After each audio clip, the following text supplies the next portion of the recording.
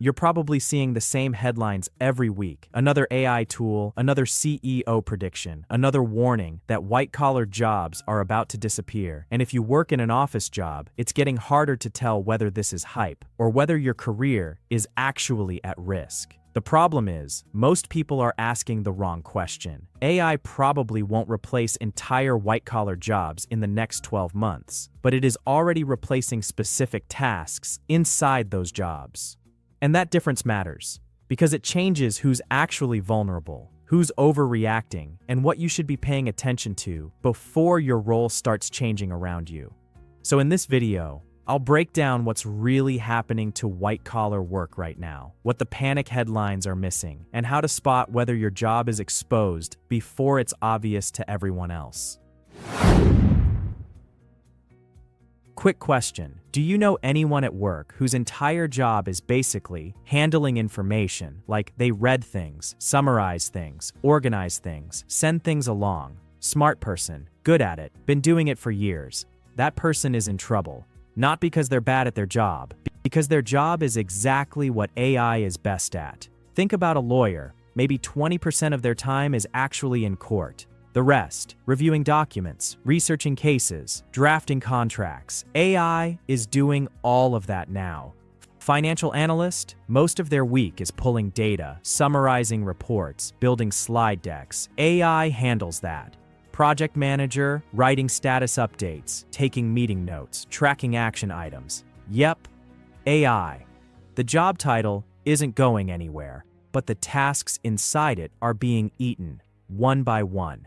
And when AI can cover 40% of what a role does, you don't need as many people in that role. You just need fewer people doing more.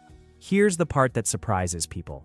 It's not the junior employees most at risk. It's not the people who've been there 2 years. It's the people whose whole value is, I process information, because that used to be a skill. Now it's a prompt, and every manager, whether they say it out loud or not, is starting to ask, what does this person do that a tool can't? If you're not sure what your answer is, that's worth thinking about.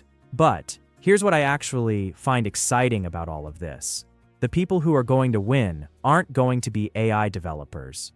They're going to be a nurse who learns AI, an accountant who learns AI, a marketing manager who learns AI, a safety officer who learns AI. Because those people suddenly have a superpower. They can do what used to take a team. And here's the thing, AI doesn't have their judgment. It doesn't have their client relationships, their industry instincts, their 10 years of knowing what actually works. AI is a powerful tool, but it needs someone who knows what they're doing to use it. That's you. So what does the next year actually look like? Probably not mass layoffs. It's going to be quieter than that. Fewer job postings, smaller teams expected to produce the same output. AI literacy shifting from a nice-to-have to a baseline expectation. And some of those entry-level pipelines, the roles that used to feed people into companies, they're shrinking because one person with AI can do what used to take 3. That's not dramatic, it's just math. The question is just which side of it you're on. So here's the real question, not is my job safe, but if my job changed tomorrow or disappeared, would I be ready? That's a different question, and it's the right one. There are 3 things I'd focus on. First, stack AI on top of what you already know. Don't try to become a tech person. Become the most capable version of the professional you already are. You know your industry. You know your clients. You know what actually matters. AI doesn't have any of that. So, give it direction. Use it to do in 1 hour what used to take you a day. That combination, your expertise plus AI speed, is genuinely hard to replace. Second, shift from being task-based to being output-based. Tasks are what AI takes. Outputs are what humans own. Don't define your value by what you do every day. Define it by what you produce, what you solve, what you improve. The people who survive disruption aren't the ones who showed up and did their tasks. They're the ones who changed something.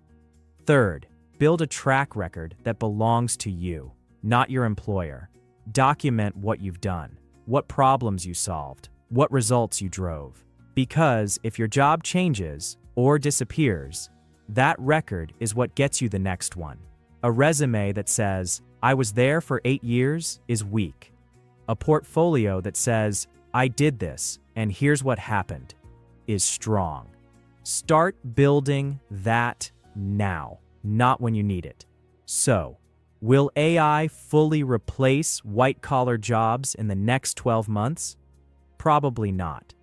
But it's already changed what those jobs need to look like. And the people who adapt early, they're not going to be the ones worried about being replaced. They're going to be the ones doing the replacing. If you want to be in that group, subscribe. I cover the actual tools and strategies, not just the headlines. What about you? What are you doing right now to stay relevant? I'm genuinely curious. Drop it in the comments. And if you know someone who needs to hear this, a friend, a colleague, anyone who's been stressed about where their career is heading, send them this video. It might be exactly what they need.